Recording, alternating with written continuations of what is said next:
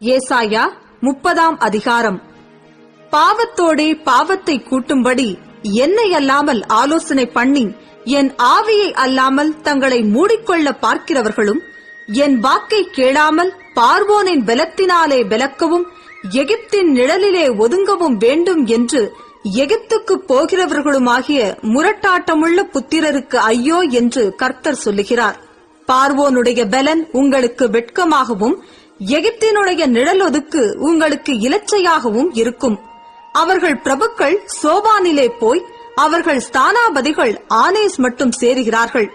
ஆனாலும் தங்கள் சகாயத்துக்கும் பிரயோஜனத்துக்கும் உதவாமல் வெட்கத்துக்கும் நிந்தைக்குமே உதவும் ஜனத்தினாலே யாவரும் வெட்கப்படுவார்கள். தெற்கே போகிற மிருக ஜீவன்களின் பாரம், துஷ்ட சிங்கமும் கிழச்சிங்கமும் விரியனும் பறக்கிற கொள்ளிவாய் சர்ப்பமும் வருகிறதும் நெருக்கமும் இடுக்கமும் அடைவிக்கிறதுமான தேசத்துக்கு அவர்கள் கழுதை மறிகளுடைய முதுகின் மேல் தங்கள் ஆஸ்திகளையும் ஒட்டகங்களுடைய முதுகின் மேல் தங்கள் பொக்கிஷங்களையும் தங்களுக்கு உதவாத ஜனத்தண்டைக்கு ஏற்றிக்கொண்டு போகிறார்கள். எகிப்திய சகாயம் பண்ணுவது வியர்த்தமும் வீணுமாம். ஆகையால் சும்மா இருப்பதே அவர்களுக்கு பலன் என்று அதற்காக கூறுகிறேன்.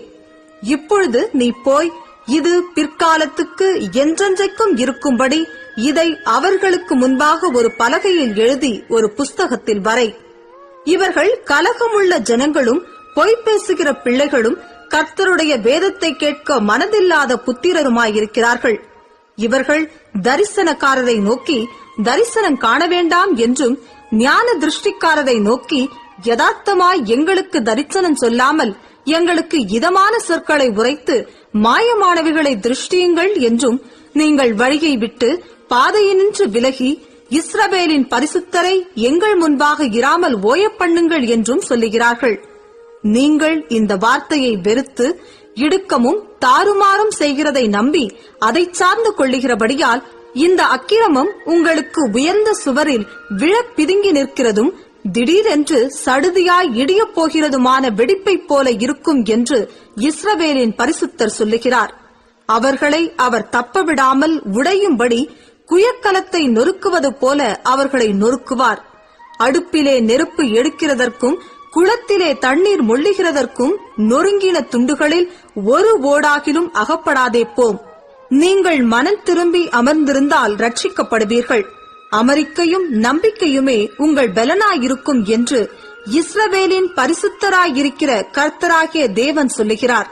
நீங்களோ அப்படி செய்ய மனதாயிராமல், அப்படியல்ல, குதிரைகளின் மேல் ஏறி ஓடிப்போவோம் என்கிறீர்கள்.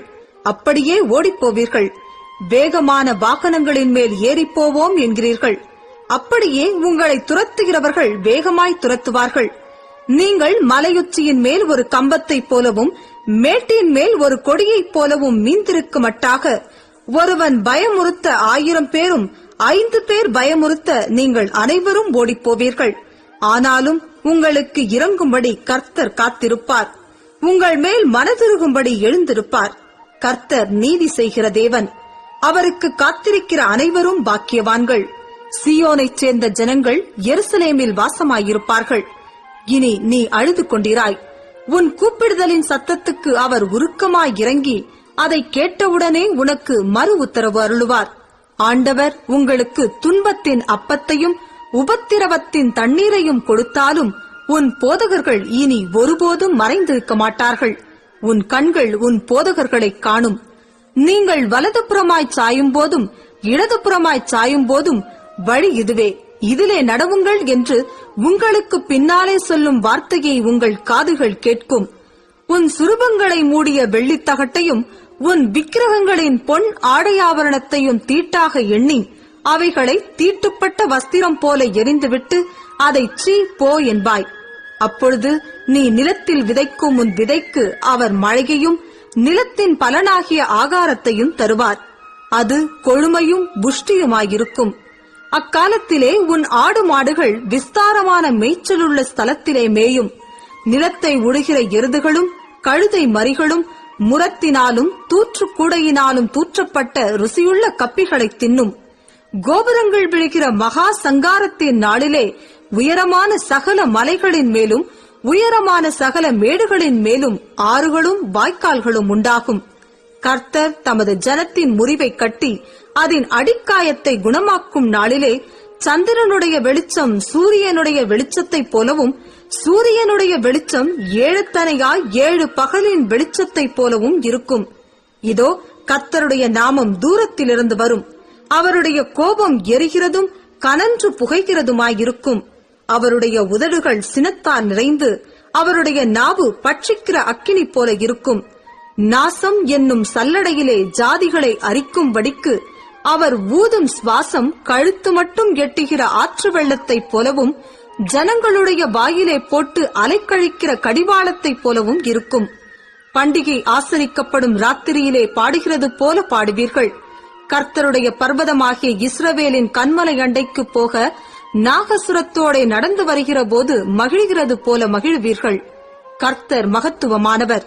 தமது சத்தத்தை கேட்க பண்ணி உக்கிர கோபத்தினாலும் பட்சிக்கிற அக்கினி ஜுவாலையினாலும் இடி பெருவெள்ளம் கல்மழையினாலும் தமது புயத்தின் வல்லமையை காண்பிப்பார்.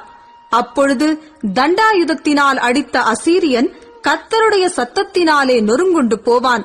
கர்த்தர் அவன் மேல் சுமத்தும் ஆக்கினை தண்டம் செல்லுமிடமெங்கும் மேளங்களும் வீணைகளும் அதனுடன் போகும். கொடிய யுத்தங்களினால் அவனை எதிர்த்து யுத்தம் செய்வார். தோப்பேத் ஏற்கனவே ஏற்படுத்தப்பட்டது. ராஜாவுக்கு அது ஆயத்தப்படுத்தப்பட்டது. அதை ஆழமும் விசாலமுமாக்கினார். வேகும்படி அக்கினியும் மிகுந்த விறகும் உண்டு. கர்த்தரின் சுவாசம் கெந்தக தீயை போல அதை கொளுத்தும்.